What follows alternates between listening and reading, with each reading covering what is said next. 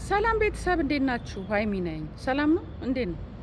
ዛሬ እኔ ከመሰለኝ ቀጥታ ወደ ገደለው ነው የገባሁት እና ዛሬ እራሴ ከገመትኩት ከመሰለኝ ከታዘብኩት ነገር የሆነ ነገር ልላችሁ ፈለግኩኝ እና አሁን ላይ ለምንድን ነው ፍቼ የበዛው? ያው እኔ የፍቺ ነገር ትንሽ እንትን ይለኛል፣ ምክንያቱም ልጆች ስላሉኝ ልጆችን ነው ቀጥታ ፍቺ ደግሞ እየጎዳ ያለው ልጆችን ነው እና ትዳር ላይ ነው በብዛት የምናገረው እና ትዳር በዚህ ዘመን እንዴት እንደዚህ በቃ ትላንትና ሲቆለጳጰሱ ሲመሰጋገኑ የነበሩ ሰዎች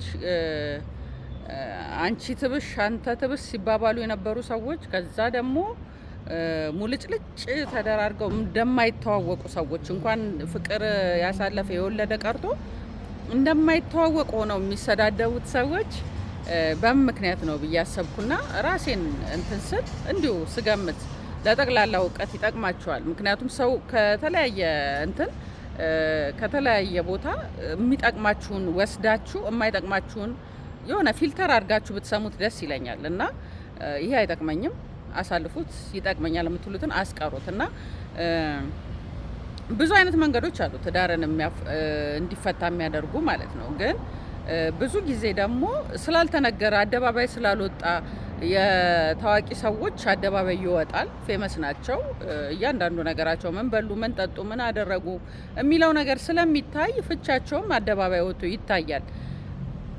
ታዋቂ ያልሆኑ ሰዎች ደግሞ በየጓዳቸው ብዙ የሚፋቱ አሉ እና አሁን ላይ ጠቅላላ ሰው የሚፋታበት ነገር አንደኛ ነገር ሶሻል ሚዲያው ይመስለኛል።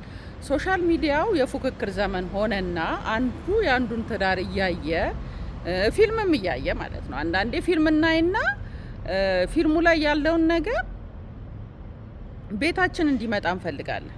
ገባችሁ? ፊልም ላይ አንዱ ሚስቱን በጣም እንደ እንቁላል ከያዘ ወይ ደግሞ ባሏን እንደ እንቁላል ስትይዝ ካየ ቤቱ ያ ነገር እንዲፈጸም ይፈልጋል ማለት ነው። ያ እንትን ነው ሮንግ ስህተት የሆነ ነገር ነው እና ያ ልቦለድ ነው፣ ያ ድራማ ነው፣ ይሄ ደግሞ ሪል ላይፍ ነው እና ያንን ነገር ወደ ቤታችሁ ባታመጡት ባትፈልጉት። አንዳንድ ሰዎች ደግሞ ፌክ ሰዎች አሉ ውጪ ላይ አደባባይ ላይ ማሬ ምናምን ምናምን ይባባሉና ቤት ውስጥ አጓጉል ነገር የሚሆኑ ማለት ነው። ኃይለኛ ድብድብ፣ ኃይለኛ ምናምን ያለበት ቤት ሰው ፊት ግን ልክ ጸባቸውን የማያሳዩ እሱ ጥሩ ነው። ሰው ፊት አለመገላለቡ ጥሩ ነው። ሰው ፊት ዲስሪስፔክት አለመደራረጉ ጥሩ ነው። ግን ይሄን ያህል ሾው አፕ ማድረጉ ደግሞ በቃ ምንም ኮሽ የሚልባቸው አይመስሉም በቃ ሲታዩና ሰዎች ከዛ ጋር ላይፋቸውን ኮምፔር ያደርጋሉ። ሴት ማለት እሷ ነች፣ ባል ማለት እሱ ነው፣ ሚስት ማለት እሷ ነች እያሉ ያቺን ሴትና ያንን ሰው ከባሉ ጋር እና ከሚስቱ ጋር ኮምፔር በማድረግ እዚህ ጋር ያለው ነገር እየቀዘቀዘ ይመጣል። ሌላው ደግሞ ሴቶች አሁን ራስሽን ጠብቂ ምናምን ምናምን ይባላል አይደለ? እንደውም የሆነ ቻሌንጅ አለ ቲክቶክ ላይ ሴቶች ዮኒ ማኛ የተናገረው ማለት ነው። ከየት ነው የምታመጡት ይሄን ደም የሚያፈላ ልብስ ምናምን ቤት ውስጥ የምትለብሱት ብሎ የተናገረው ማለት ነው። ራስን መጠበቅ ጥሩ ነው። ማንም ሰው ጥሩ ነገር አይጠላበትም፣ ይወደዳል። ጥሩ ነገር አይናችን ጥሩ ነገር ይፈልጋል። ግን አንዳንዴ ሰዎች ምን ያደርጋሉ መሰላችሁ? ብዙ ሰው ስላየሁኝ ማለት ነው በቅርበት የማውቀው ሰው ስላለ እኔም ራሴ እንደሱ የሆንኩኝ እንደሱ አይነት ሰው ነኝ ብዬ ነው የምገምተው። ጽድት በቃ ንጽህና ይልጠብቅ እንጂ የሆነ ዝንጥ ብዬ ምናምን እንትን አልልም። አንዳንድ ሴቶች ግን ምን አይነት ነገር አለባቸው መሰላችሁ? ቤታቸው ውስጥ ፊታቸውን፣ እግራቸውን፣ ምናቸውን በቃ ሁሉን ነገር ይንከባከቡና ለውጪ ሰው ነው የሚያጌጡት፣ ለራሳቸው ሳይሆን ለውጪ ሰው። ፊታቸው ላይ እንቁላሉ አይቀር አቮካዶ አይቀር ቤት ውስጥ ማለት ነው። ቂቤ አሁን እኔ እንኳን ወንድ ልጅ እኔ አልወድም ቂቤ።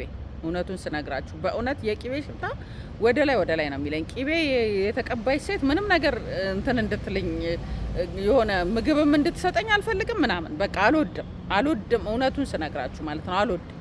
እና ቤት ውስጥ ቂቤ ይቀባሉ እንደዚህ ተጥለቅልቀው ምናምን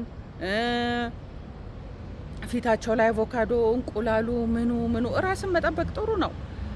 ግን ለማን ነው ማለት ቤት ውስጥ እንዲትሆኝና ባልሽን እንደዚህ ትጠብቂውና ለውጪ ሰው ግን ፏ ብለሽ ትወጫለሽ።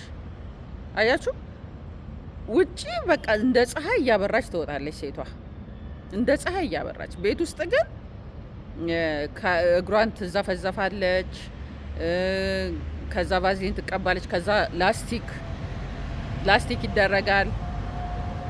ከላስቲኩ ላይ ምንድነው ሶክስ፣ ካልሲ፣ ቫዝሊን፣ ላስቲክ፣ ካልሲ ተደርጎ ይተኛል። እኔ እንደውም ይሄን ነገር ከዳጊ ጋር አውርቼበታለሁ። ከዳጊ ጋር አሁን ዳግማዊ ፀሐዬ ማለት ነው። እና ከሷ ጋር አውርቼበታለሁ። አንዴ ቻሌንጅ ብላ ኢንስታግራም ላይ ጀምራ ነበረ እና ስለ ምግብ በቃ ሰውነት መቀነስ እንዴት እንዳለብን ምናምን በቃ አስተማረችና ቻሌንጁን ተቀላቀሉ ብላ እንደገና ደግሞ እንደ ቲፕ ይሄ የእግር አጠባበቅ ብላ ካልሲ ከዛ ቫዝሊን ላስቲክና ካልሲ አርጋችሁ ተኙ ምናምን አለች። ኧረ በስመ አብ አልኳት። እኔ ባለቤቴ ካልሲ አርጌ ስተኛ አይወድም። እውነቴን ነው ደግሞ በእውነት በጣም ነው የሚደብረው እና በርዶኝ እንኳን ማድረግ አልችልም። በቃ ደስ አይለውም፣ ይሸክከዋል። እና እንደሱ ስራ እንዲለሰልስልኝ ነው በይው ለአንተው ነው በይው ምናምን ነገር ብላ ቀላለደች። እንደውም ማለት ነው እንዴ ባሎቻችንስ እንዴት ነው ታዲያ እንደዚህ ካልሲና እንትን አድርገው የሚተኙት? ስንተኛ አይደብራቸውም? ይስል ለአንተ ነው በይው ምናምን አለች። እና አያችሁ ይሄ ነገር ባላችሁ የማይወደውን ነገር ታደርጉና ለውጭ ሰው አምራችሁ ትታያላችሁ። እቤት ውስጥ ግን እንደዚህ አይነት ነገር አለ እና ብዙ ጊዜ ራስን ለመጠበቅ አሁን በየሚዲያው የምናያቸው ሴሌብሪቲዎች ምናምን እነሱ አሁን ለምን ተፋቱ ብንል ራስን የመጠበቅ ችግር አይደለም የሚያፋታቸው እነሱ መቼም አይደል። ግን ይመስለኛል ሳስበው እንደ ራሴ ማለት ነው ሳስበው ያው ቤት ውስጥ እንግዲህ ባሌ ነው በሚል እነሱ ፊት እየተዝረከረኩ ውጭ ላይ ራሳቸውን ይጠብቁ ይሆናል። ይሄም አንድ ችግር ነው፣ አንድ ቻሌንጅ ነው። ገባችሁ? እና እነዚህን ብቻ እስቲ እናጥብበው። ይሄ እንትን የምንለውን ነገር እናጥብበው። በቃ የሆነ ሊያለያይ የሚችለውን ነገር እናጥብብና እስቲ ለልጆቻችን ጥሩ አባትና እናት እንሁን። በቃ ከትዳር አልፎ ከሚስትና ከባል አልፎ ልጆቻችንን ለማየት እንቻል። እኔ አሁን ዛሬ ሚዲያ ላይ ያየሁት ነገር በጣም ነው ልቤን የሰበረው። የዳጊ ልጆች ከአባታቸው ጋር ያለው ሰጥ አገባ አይታችሁታል። ስላያችሁት መድገም ምንም አስፈላጊ አይደለም። ምክንያቱም እንኳን ደግሜ ተናግሬው ባላየው ብዬ የተመኘሁት ነገር ነው።